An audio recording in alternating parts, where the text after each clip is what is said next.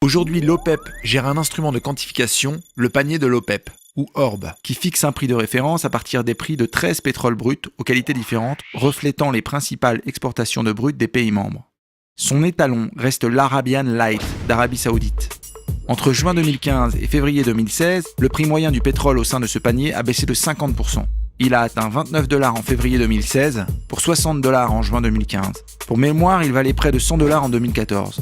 En fait, l'OPEP a réussi à réguler et relever le prix du pétrole jusque dans les années 80. Puis elle a perdu petit à petit de son pouvoir et actuellement, elle ne tient plus son rôle de stabilisateur du marché. Quelles en sont les principales raisons ? Créés dans les années 80, les marchés de Londres et de New York orientent notablement les cours du Brent d'Europe du Nord et du WTI américain. Brent et WTI ont actuellement détrôné l'Arabian Light comme référence. Les transactions sur les pétroles se font en dollars, toute hausse du dollar entraînant une baisse du cours du pétrole.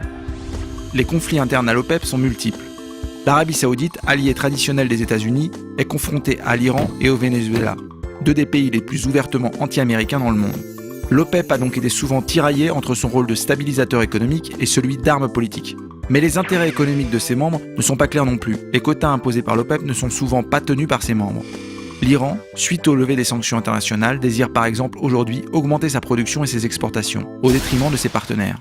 L'Arabie Saoudite, elle aussi, a refusé à plusieurs reprises de réduire sa production, ce qui impliquerait pour elle une perte de part de marché au profit des États-Unis, devenu premier producteur mondial grâce à l'exploitation de ses hydrocarbures non conventionnels. L'Arabie Saoudite, c'est 35% de la production de l'OPEP et 12% de la production mondiale. C'est aussi le seul pays producteur qui soit en mesure de peser sur l'offre mondiale. Sa politique actuelle pour maintenir ses parts de marché fait souffrir les autres membres de l'OPEP comme l'Algérie ou le Venezuela. L'Arabie Saoudite est le seul pays de l'OPEP à pouvoir réellement supporter cette politique de prix bas. En effet, les économies des pays de l'OPEP sont encore bien trop dépendantes au pétrole.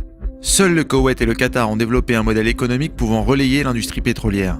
Un autre souci pour l'OPEP est que la Russie s'est engagée dans une course à la production. À elle seule, la Russie, non membre de l'OPEP, produit autant que l'Iran, le Nigeria, le Venezuela, l'Algérie et l'Équateur réunis.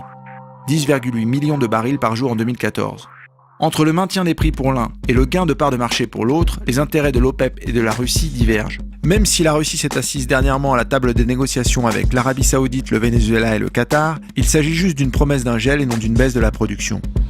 De nouveaux gisements découverts au Canada et au large du Brésil pourraient bouleverser la répartition mondiale des réserves de pétrole connues. Les pays producteurs hors OPEP constituent 67% de la production commercialisée mondiale en 2015. L'OPEP a échoué à étendre sa zone d'influence à de nouveaux producteurs. La récession de l'économie mondiale, notamment le ralentissement des pays émergents, Argentine, Brésil, Inde et Chine, freine la consommation de pétrole.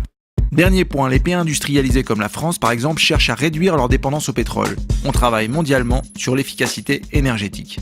Dans son rapport de février 2016, l'OPEP continue de maintenir sa production, tout en espérant que les États-Unis et le Canada freinent au contraire la leur. L'idée étant que les pétroles non conventionnels nord-américains ne peuvent tenir à des prix de vente si bas en termes de rentabilité. Le souci est que le tarif actuel du baril n'est plus tenable pour tout le monde et que les derniers accords sur le gel de la production avec la Russie ne suffisent pas à remonter le prix du pétrole, d'autant que l'Irak et l'Iran n'y ont pas pris part.